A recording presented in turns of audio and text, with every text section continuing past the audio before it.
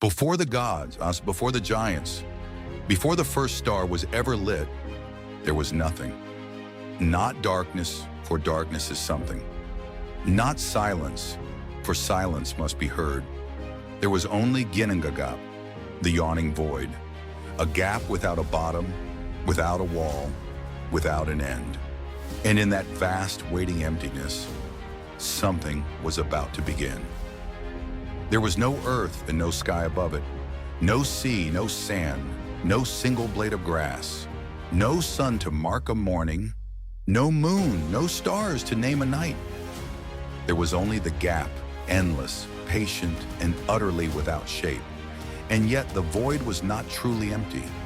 At its two far edges, two ancient powers had always been. They did not speak. They did not move toward one another. They simply were. And they were opposites in every way that a thing can be opposite. The way fire is the opposite of ice and life the opposite of the grave. To the north lay Niflheim, the world of mist and everlasting cold. A place so old it had no memory of warmth, and no hope of it either. At its frozen heart churned a spring called Ymir, and from that spring poured 11 rivers, dark, slow, and heavy. They ran outward into the void, and as they ran, they froze. Layer upon layer, age upon age, until the northern edge of Ginnungagap became a towering wall of ancient, bitter ice. Nothing lived there. Nothing could. It was the pure, sleeping cold of a universe not yet born. But far to the south lay its opposite, Muspelheim, a realm of raging fire, of molten rivers and endless ash, in a heat so fierce that only those born within it could ever endure. And at its blazing border stood a guardian older than the gods themselves. Surtr, the fire giant, a flaming sword burning in his fist, its light throwing shadows across the void. He stands there still, watching, waiting. And one day, at the very end of all things, Surtr will raise that sword and march north to burn the world to ash. But that is a story for another age. For countless ages, fire and ice never touched, until at last, the warm breath of Muspelheim reached across the darkness and kissed the ancient ice of Niflheim. And where the two finally met, in the misty air, at the very center of Ginnungagap, the frost began to melt, drop by drop by drop. And in that slow, dripping thaw, for the very first time in all of creation, something stirred. The melting rime gathered, it took a shape, and then it lived. Ymir, the first of the frost giants, the eldest being in all existence. Before him, there was nothing at all. After him would come everything. And as Ymir slept in the strange new warmth, he began to sweat. From the sweat beneath his arm grew a man and a woman.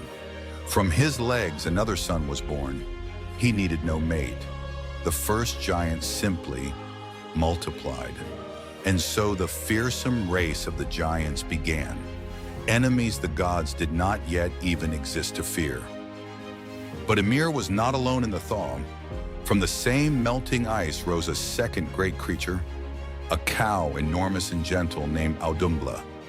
From her udder flowed 4 rivers of warm milk, and on that milk the giant Ymir drank and fed and grew stronger still. But what did the great cow herself feed upon? She fed by licking the salt-rimed ice. And on the first day that she licked, a man's hair appeared within the ice. On the second day, a head. And on the third day, she licked free a whole and living being. His name was Búri, beautiful, tall, and strong, the very first of the gods and the grandfather of a name you already know. Búri had a son named Bor, and Bor took as his wife Bestla, a daughter of the giants, so that the blood of the gods and the blood of the giants were bound together from the very first generation, bound together and doomed together.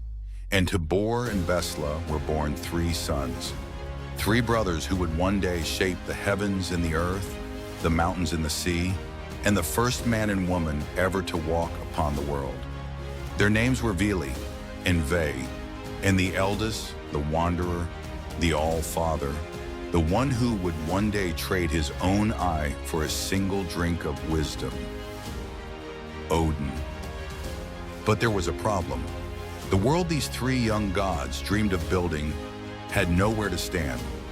There was no earth beneath them, no sky above, no sea, no stone, no soil.